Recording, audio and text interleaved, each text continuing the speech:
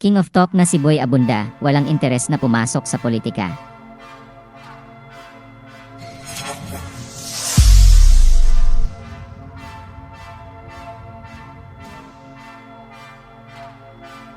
Nagsimula nang mag-file ng Certificate of Candidacy o COC ang mga nais pumasok sa politika at ang mga nais manatili sa kani-kanilang kasalukuyang pwesto.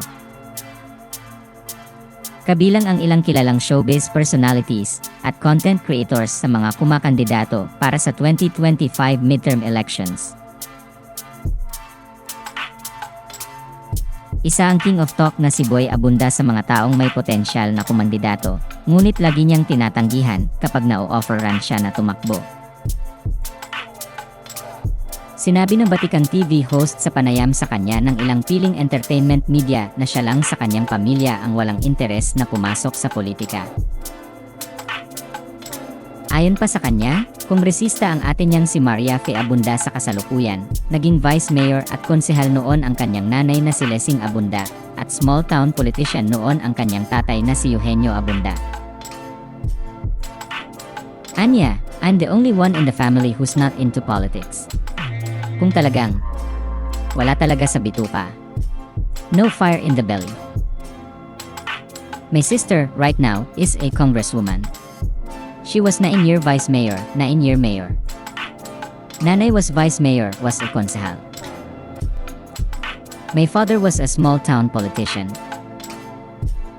Hindi ko talaga siya naisip.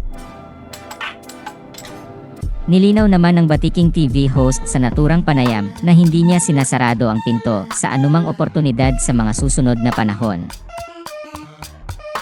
Bagamat wala pa siyang interes na pumasok sa politika, sinabi ng King of Talk na mayroon siyang political consulting firm at familiar din siya sa politika. Anya, some of you know that I have a political consulting firm. I am familiar with politics. It has nothing to do with not knowing.